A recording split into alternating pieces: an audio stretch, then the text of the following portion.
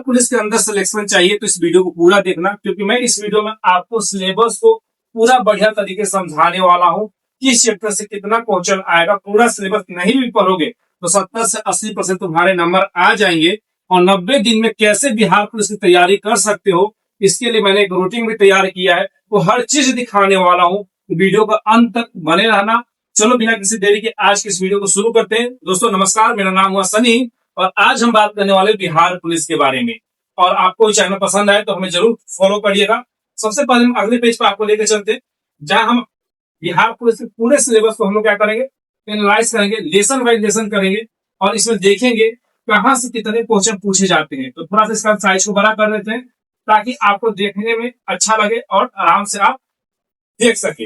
अब यहाँ एक एक करके हम लेसन बाय लेसन करते हैं और देखते हैं यहाँ से कि आपके कितने कितने क्वेश्चन यहाँ पर बन सकते हैं। 2026-27 में अगर आपको बिहार पुलिस में सिलेक्शन चाहिए तो आपको history, geography, political science, economics, Bihar GK, current affair, static GK, ये सारे चीज आपको पढ़ने ही पढ़ने हैं। लेकिन क्या पूरा सिलेबस कवर हो पाएगा? तो 100% पूरा सिलेबस किसी का भी कवर नहीं होता है। आपको वही पढ़ना है जो एग्जाम में बताया जाता है। पिछले 10 साल का अगर हम बिहार पुलिस का उठाकर देखेंगे तो कुछ चैप्टर ऐसे हैं जिसे आप कंप्लीट कर लेते हैं तो आसानी से आपके 70 से 80% क्वेश्चन वहीं से आ जाते हैं। इन चैप्टरों पर हमारा ज्यादा फोकस रहेगा और हमने लेसन बाय लेसन बताया है कि कहां से कितना क्वेश्चन पूछे जाएगा। उसके अलावा देखिए हुआ तो बिहार जी के, करेंट अफेयर, स्टैटिक जी के, ईटीसी मिलाकर आपके 40 प्रश्न पूछे जाते हैं। आप बोल सकते हैं तो 40 प्रश्न आपके आएंगे जीके से। कहां से आएंगे बिहार पुलिस में? केवल जीके से आएंगे। सामान्य ज्ञान से 40 क्वेश्चन आपके आ जाएंगे। उसके बाद देखेंगे फिजिक्स, केमिस्ट्री, बायोलॉजी, इन तीनों को अगर हम जोड़ेंगे तो यहाँ पर 30 क्वेश्चन आ जाएंगे। 40 की 70% तक नंबर जो है आपके बिहार पुलिस में बाबू यहीं से आ जाता है और यही सबसे महत्वपूर्ण है। इसी को हमें देखना है। उसके साथ साथ 7 नंबर जो है या तो ज्यादा हो सकता है या तो कम हो सकता है। और 100% सिलेक्शन चाहिए। 22,010 पोस्टों की वैकेंसी आ रही है, उसमें तो पूरे बातों को हम लोग ध्यान रखेंगे, ठीक है ना।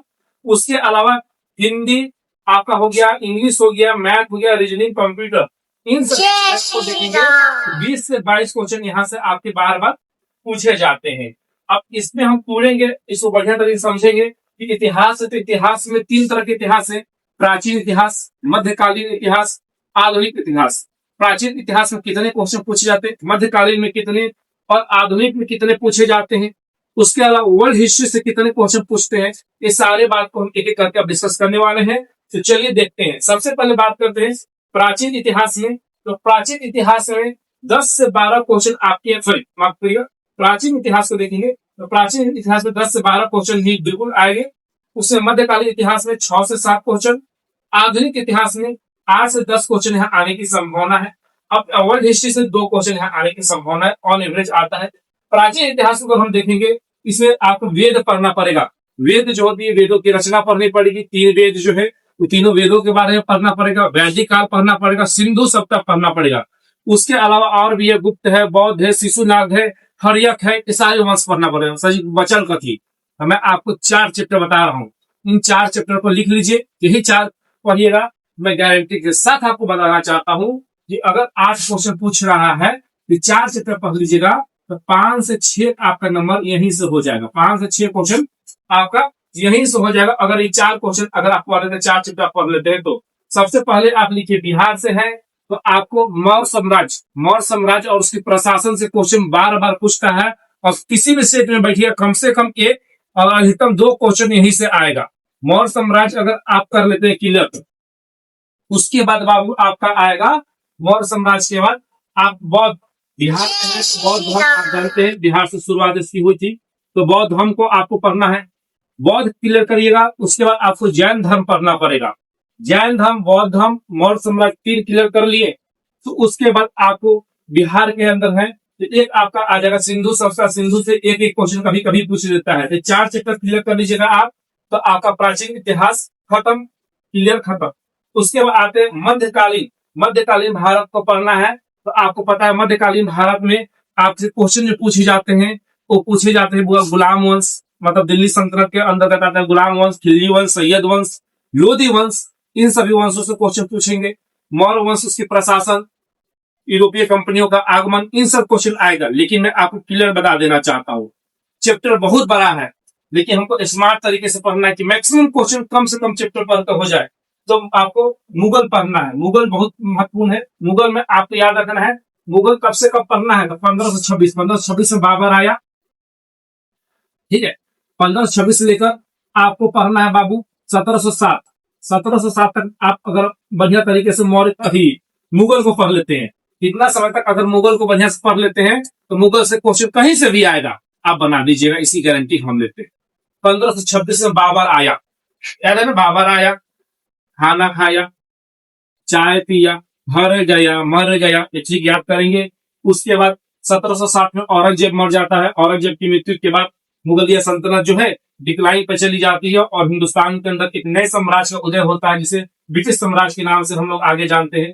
चलिए आपको पढ़ना है विजयनगर साम्राज्य। विजयनगर साम्राज्य के सबसे महान राजा कृष्णदेव राय हुए हैं। 1565 में इसका पतन हुआ, 1300 उदय हुआ, ये आपको पढ़ना है, ठीक है। उसके बाद मराठा का उदय, मराठा का उच्छ्वास कैसे हुआ, इस सारी चीजों को आपको पढ़ना ही पढ़ना होगा, तब जाके आपके यहाँ पर मध्यकालीन खत्म होते। तो आप इसमें चैप्टर देखिएगा आप लोग, पहले हमने 4 चैप्टर बढ़ाया था। प्राचीन भारत में कौन कौन सा, तो आपको सिंधु पढ़ लेना है। सिंधु पढ़ने के बाद आपको मौर्य पढ़ना है। उसके बाद आपको पढ़ना है जैन, उसके बाद बौद्ध। अगर 5 पढ़ने का मान हो तो वेद पढ़ लीजिएगा। 5 चैप्टर प्राचीन में। मध्य में मैं बोलता हूँ विजयनगर साम्राज्य, विजयनगर साम्राज्य, मुगल सल्तनत, उसके बाद आपको यूरोपीय कंपनी का आगमन और मराठा, ये 4 पढ़ लीजिए। 5वां पढ़ने का मन है तो आपको दिल्ली सल्तनत पढ़ लेना है, वो देख लेना, कुतुबुद्दीन ऐबक और गुलाम वंश के बारे में, मोहम्मद गौरी के भारत के अभियान के बारे में पढ़ लेना है। जब ये सारी चीज पढ़ने के बाद आइएगा तो आपको राजनीति पढ़ना पड़ेगा। राजनीति से हुआ 8 से 12 क्वेश्चन पूछे जाते हैं। 8 से 12 आपके डिस्प्ले पर भी दिखाई दे रहा हो, हमने 10 से 12 लिखा हुआ है। तो राजनीति से भी बहुत सारे क्वेश्चन पूछे जाते हैं और राजनीति बहुत जरूरी है। कहा यह जाता है बुआ कि बिहार के बच्चा के खून में राजनीति घुला हुआ है। जब राजनीति घुला है तो राजनीति पढ़ना पड़ेगा। तो राजनीति में क्वेश्चन है संविधान का विकास, संविधान के विकास की प्रक्रिया जो है किस प्रकार से हुई थी, संविधान की मांग कहां से हुई, यहाँ से पढ़ना। इसकी शुरुआत में आपको बता दूं 1895, याद रखेंगे बुआ, 1895 बाल गंगाधर तिलक ने सबसे पहले स्वराज की मांग की थी। इसकी मांग की थी बाल गंगाधर तिलक ने 1895 में स्वराज की मांग की थी। यहाँ से आपकी शुरुआत होती है, ठीक है। संवैधानिक स्रोत, हमने संविधान को कहां से इकट्ठा किया, कहां से लिया। भाग 1 से लेकर भाग 5 तक, भाग 1 से भाग 5 तक पढ़ना, जिसमें संघ एवं राज्य, नागरिक अगर नहीं भी पढ़ते तो काम चलेगा, आपको बता दूंगा। संघ राज्य भी बहुत छोटा है, 4 आर्टिकल ही इसमें दो छोड़ देते हैं। उसका मौलिक अधिकार, राज्य की नीति निर्देश तत्व और मौलिक कर्तव्य। उसके अलावा एक और आता है हमारा संसद, थोड़ा सा ये मोटा में ले जाओ, तो आप संसद थोड़ा पढ़िएगा, तो वहां से बहुत सारे आपके क्लियर हो जाएंगे। संसद को करना है। उसके बाद अगर पंचायती राज, आपको बता कि 74 संविधान संशोधन करना है बढ़िया तरीके से। महत्वपूर्ण अनुच्छेद और कुछ अनुसूचियां जो मैं आपको नोट्स के बदौलत दे दूंगा, इसे आप पढ़िएगा, आपका क्लियर हो जाएगा। आपको 8 से 10 नंबर यहीं से आ जाएंगे। पूरा आपको पॉलिटिकल पढ़ने की जरूरत है, पूरा मोटा किताब पढ़ने की जरूरत नहीं है, इतना पढ़िए आपके यहाँ पर। इकोनॉमिक्स की बात करें, इकोनॉमिक्स की वेटेज उतना नहीं होती, 3 से 4 क्वेश्चन यहाँ पूछते हैं। और इकोनॉमिक्स में आपको सबसे बढ़िया है भारत की राष्ट्रीय आय पढ़ लेना है, जीडीपी पढ़ लेना है। उसके बाद पर कैपिटल इनकम जो होता है पढ़ लेना है। उसके पंचवर्षीय योजना, बजट, भारत में कर और व्यवस्था, इसके बारे में पढ़ना है। बैंकिंग पढ़ लेना है। और ये सारी चीजें पढ़ लेते हैं तो आपके 3 से 4 क्वेश्चन आपके आएंगे। लेकिन मैं आपको सलाह दूंगा, आपको राष्ट्रीय आय बढ़िया तरीके से पढ़ना है। राष्ट्रीय आय बढ़िया से पढ़िए इसमें, और बैंकिंग बढ़िया से पढ़ लीजिए। जो होता है बुआ रेपो रेट होता है। उसके अलावा भारत में मुद्रा नीति कौन लाता है, सरकार के लिए मुद्रा का व्यवस्था कौन करता है, सारी चीजें होती है, ऑनलाइन में होती है। हमने पीडीएफ बनाया है, 100 क्वेश्चनों का पढ़ लीजिएगा तो 4-5 बार आसान से इसमें लड़ भी जाता है हर बार, ठीक है ना। उसके बाद बात करेंगे फिजिक्स से। अब हुआ 5 से 8 क्वेश्चन आपका पूछता है, जिसमें मात्रक, मापन, गति के नियम, कार्य, ऊर्जा एवं शक्ति, गुरुत्वाकर्षण, दाब, विद्युत धारा, चुंबकीय प्रभाव, ऊष्मा, ताप और ऊर्जा के स्रोत, ये सभी चैप्टर हैं जो आपके फिजिक्स के अंदर दिए गए हैं। लेकिन क्या इतना पढ़ना पड़ेगा? अरे ना रे बउआ, इतना नहीं पढ़ना पड़ेगा। हम जो बोल रहे हैं पढ़ो ना, लिखो। गति, गति के नियम, गुरुत्वाकर्षण, उसके अलावा कुछ लॉ है जो जो महान महान साइंटिस्टों के द्वारा दिए हैं, वो सब। ये 3-4 चैप्टर क्लियर करो, आपके फिजिक्स भी यहाँ पर क्लियर होते हुए दिखाई दे देंगे। आगे चलते हैं, आगे बात करते हैं। आगे क्या है जी, आगे हमारा कोर्स थोड़ा सा जान लेते हैं। हम भी कुछ लेकर आए हैं आपके लिए, ठीक है। क्या है बाबू कोर्स में? देखो, अगर वर्दी लेना है तो 90 दिन में हम पूरी तैयारी करवा रहे हैं, जहां 90 दिन का सिलेबस देंगे, पूरा सिलेबस निचोड़। सिलेबस दिखा देते हैं कैसा है, सब रखिएगा। हम मात्र 299 रुपए में पूरा कोर्स हम दे रहे हैं, लाइफ टाइम वैलिडिटी के साथ। मतलब क्या हुआ, इस साल तक पढ़िए 27 के लिए, 28 के लिए पढ़िए, 29 के लिए भी, 30 के लिए पढ़ने का मन है तभी भी पढ़ सकते हैं। अपने दोस्त को भी दे दीजिए, भाई बहन है उसको भी दे दीजिए, आपका नौकरी हो गया तो। और इसमें आपको रिकॉर्डिंग आदि मिल जाएगा, ऑडियो बुक, वीडियो क्लास मिल जाएगा, टॉपर का नोट्स, ये सभी लाइव क्लास भी होता है, याद रखिएगा, ठीक है ना। ये सारे चीज मिलेंगे। हमारा नोट्स भी मिल जाएगा जो डाउनलोड करने की सुविधा होगी। महत्वपूर्ण प्रश्नों का एक सीरीज मिल जाएगा। पीवाईक्यू पिछले 10 साल का बनवा चुके हैं हम। हमारे यहाँ पीवाईक्यू तैयार हो चुका है पूरा 2015 से लेकर 2015 से 2026 तक पीवाईक्यू हम लोग तैयार करवा दिए हैं। ये सब चीज आपको देने के लिए हम लोग रेडी है। और कहाँ मिलेगा, तो ये एप्लीकेशन जो है आपको दिखाई दे रहा होगा। इस एप्लीकेशन को प्ले स्टोर से डाउनलोड कर लीजिए। नाम है टॉपर पार्ट, ठीक है। काफी बढ़िया एप्लीकेशन है, इसे डाउनलोड कर लीजिए और यहीं पर जाकर क्लास खरीद लीजिएगा, पेड क्लास में जाकर। और नहीं मिलेगा बाबू तो कुछ करने की जरूरत नहीं है। आपको इस नंबर नोट करिए हुआ 84 34 28 95 27। इस नंबर मैसेज करिए, मुझे क्लास लेना है। यहाँ आपको हमारी टीम के द्वारा आपको बता दिया जाएगा क्लास कैसे आप खरीद सकते हैं, ठीक है ना। अब आते हैं मुद्दे की तरफ। बायोलॉजी हम लोग पढ़ेंगे, फिर आपको रूटीन दिखाएंगे, रूटीन कैसे तैयार किया गया है, ठीक है। बायोलॉजी में देखेंगे बाबू हम लोग, तो बायोलॉजी से देखेंगे तो आपको 10 से 12 क्वेश्चन बायोलॉजी में पूछे जाते हैं। इसमें है कोशिका, उसका आपको पढ़ना है मानव रोग, अनुवांशिक, उसका तंत्र, पाचन तंत्र, जंतु जगत और पोषक तत्व, ये सभी चीजें आपको पढ़ने हैं। और इससे पढ़ेंगे तो 10 से 12 क्वेश्चन आ जाएंगे। तो कोशिका बहुत बड़ा चैप्टर है, इसे बढ़िया से पढ़ना है। मानव रोग भारत में यहाँ क्वेश्चन पूछता है, कोशिका तंत्र और ये दोनों, इसे पढ़िए। आपके 4 चैप्टर पढ़िएगा, आपका खत्म हो जाएगा।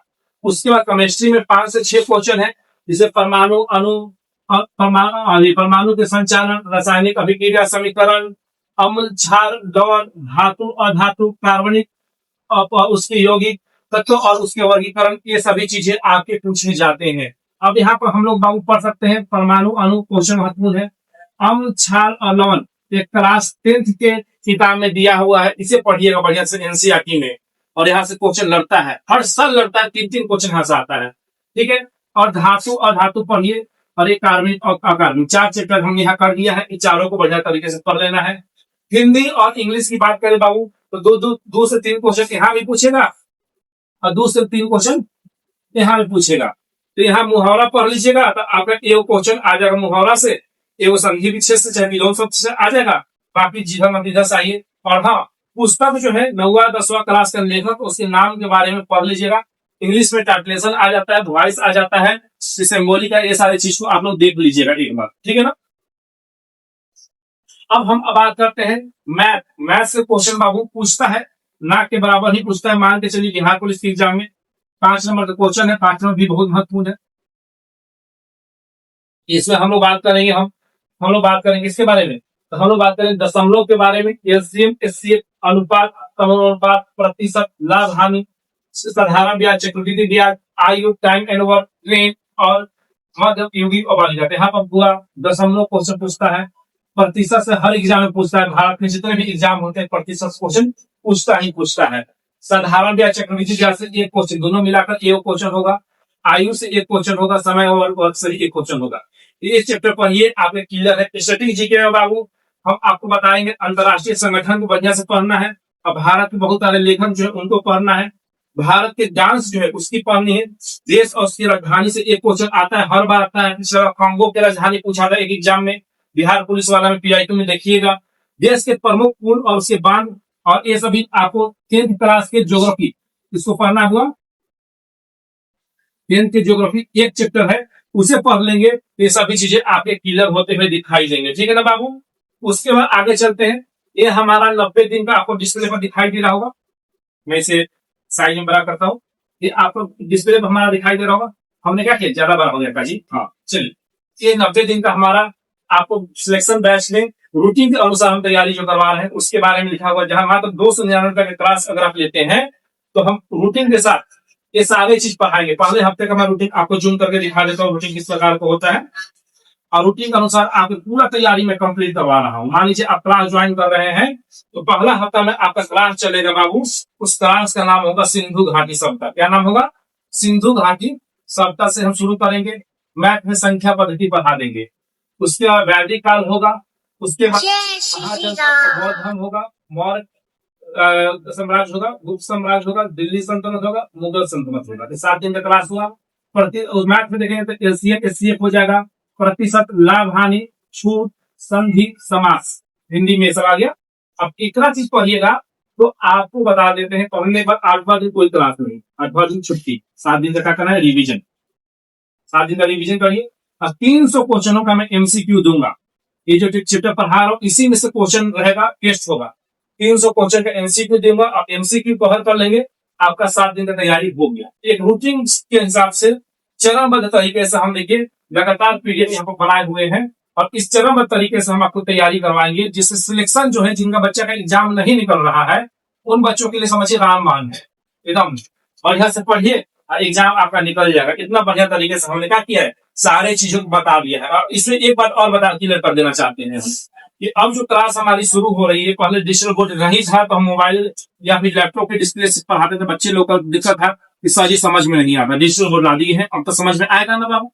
तो इससे पढ़, ठीक है। अब इससे पढ़ोगे एनसीईआरटी, एनसीईआरटी जो बुक है उस बुक के अनुसार हम लोग क्या करेंगे, आपकी तैयारी करवाएंगे। समझ में आया कि नहीं? ठीक है, हाँ आइए आप पढ़िए। उम्मीद है आपको क्लास अच्छा लगा होगा। क्लास अच्छा लगा हो तो वीडियो को लाइक करके चैनल सब्सक्राइब करिए और क्लास में ज्वाइन करिए। अधिक जानकारी के लिए इस नंबर पर संपर्क करिए 84 34 28 95 27। ये हमारा ऑफिशियल नंबर है, यहीं पर संपर्क करिएगा। और यहाँ कोई भी दिक्कत होगा आप बात करिए, सारी समस्याओं का सुझाव मिल जाएगा। यहाँ पर राजू तक हो सकते हैं या कोई मैम हो सकती है या फिर मैं हो सकता हूँ, आप बात करिए। आज बस इतना ही रहने दो, तब तक जय हिंद जय भारत।